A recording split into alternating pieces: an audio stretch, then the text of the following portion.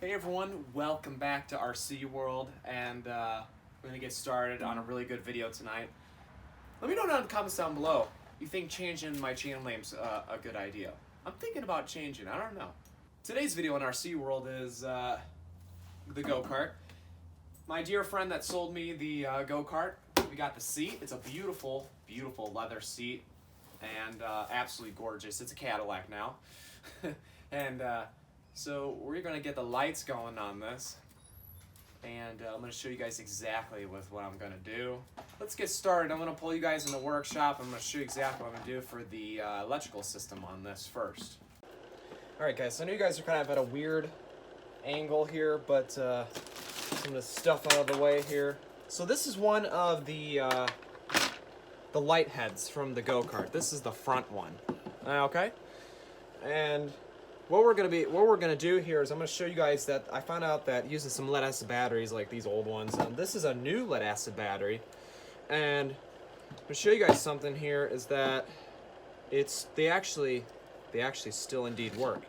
So I'll show you like this. It might blind you guys. See? Okay. Now, I don't know if that's like overloading too bright. I don't know. But I'm gonna wire the lights up in series, series, and they should both be able to handle it on one lead acid battery. If not, we'll go in parallel and see what that does. I don't know. I might be able to show you guys a diagram of what parallel series, circuit series look like. So I have this. So what we're gonna do is I have this old scooter. Let me grab it.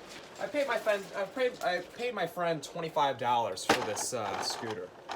And found out that I revived the lead acid battery, and that works great. The lead acid battery is not in here right now; it's actually inside, staying warm. I gotta get that. So what I'm gonna do is I'm gonna disassemble this guy to the point of where I can just take the charging system out of it, and then just essentially use that.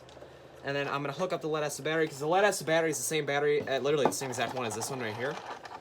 And I'm gonna rig it up so that I'm gonna wire the system in so that I have both the main headlights, and you can charge it up. Now there's a starter motor on this system, but from what I can understand, there's a lot of work that might need to be done, and the starter motor might not even work. And that might just be a lost cause, and it might just be an accessory look for the moment, unless we can have someone go in and figure it out. But until then, for right now, I can use what I got to get the lights powered up for the night run. And so I'm gonna get this disassembled.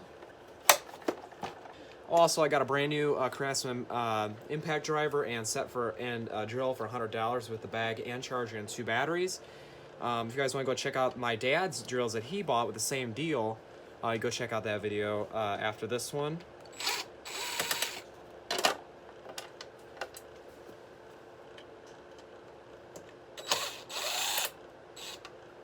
I'm gonna try to make it so that this scooter is usable, if you know what I mean. Like, let's say I wanted to wire it all back up again, I could.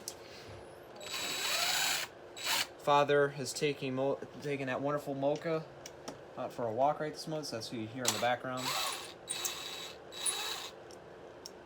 Yeah, I'm gonna try to keep everything with this scooter because I don't want to just, toss it aside. Most people would, I'm not going to. So this is the charging system. Looks like this is going to be one. Oh, look at that. Motor unplugs. Now, I don't know how easy that's going to be. Not easy at all.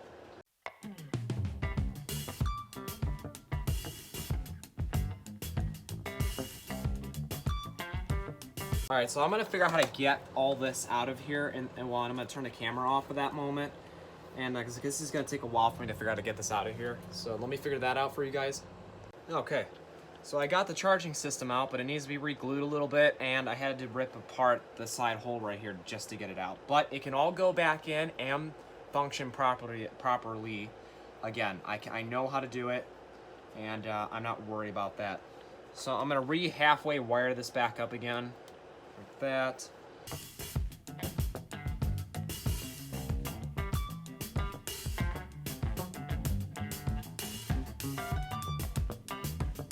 Okay, you guys, so this is the configuration I did. I kind of just glued it with hot glue down to the battery, And I got in this configuration where the charging port's right there. You just plug in and charge it. There's gonna be 2 switches on the system. This switch is kind of useless, but it's just there. It's like a master off. Normally it'll stay in the off position. It's almost like an accessory switch, to be completely and totally honest, but it just turns on the charging box, which is you don't really need it on. Or you can test, instead of turning the lights on, you can test to see if it's got power at the light or whatever, or however you want to do it, because the main lines are going to be right here. They're just wired in. They're just wired in straight to the battery, so the lights are getting raw power to the battery. This is just the charging unit that's got to be with it. And yeah, so, and then like this is like the motor access. It's not really an accessory, so it's yeah. So I'm gonna get a special plug for this that you can just plug these in, and I can just take the whole battery system out and put it in the house, and I charge it up in the house, like the entire battery pack itself for them, which will be really cool. I still don't know how I'm gonna get the battery to stay down inside the unit where it's gonna be. No idea how I'm gonna do that yet, but we're gonna figure it out together. Alright, so the battery's in position. I realize that there's battery holes. I know you guys can't see that too well, but it's right there. And our wire's coming out here. I know it's all sitting around here right at this moment, but so I got a raid coming up from under the seat. It's kind of like looping around this one cord right here. And I'm gonna have it all like bunched up a little bit right here probably, and or I'll probably cut some off just to make a safe side. The one light goes right there, strapped on. There's one that's half of one up there. I'm repairing it right this moment, but the bulb has successfully turned on, and I'm blind now. Yeah, so that's how that's gonna work. There's gonna be a bridge somewhere. I don't know where. I'm gonna have like the on and off switch for the lights. I kind of want it up here in the dash a little bit.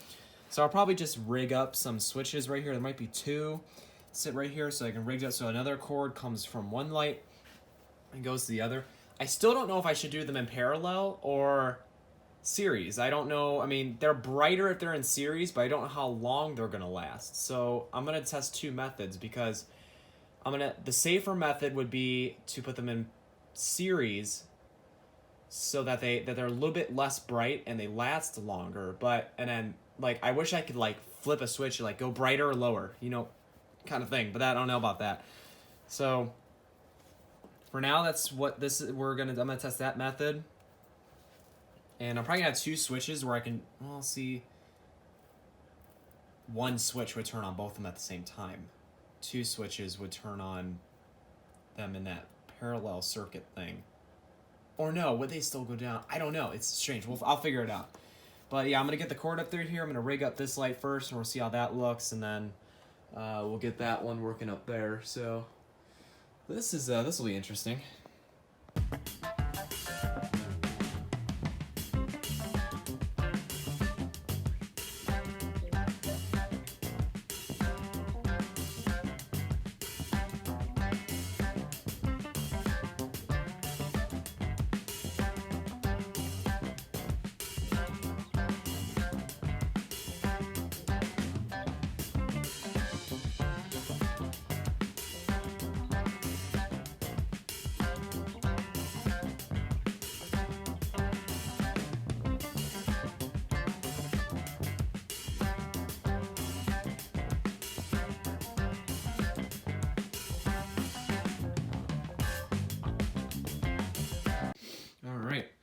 We're all finished. We should all be wired up in here. That's the switch. Those are the cords running back to the battery.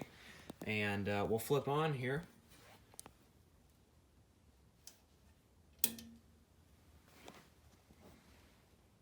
And that one too. And we can turn off. And they shut down. I can flip it on again. Cool. Alright guys, montage will be coming right probably after this, and maybe or maybe not, we'll see what happens. But if I don't talk to you guys again, thanks for watching. Please like and subscribe, and as always guys, we'll see you in the next one.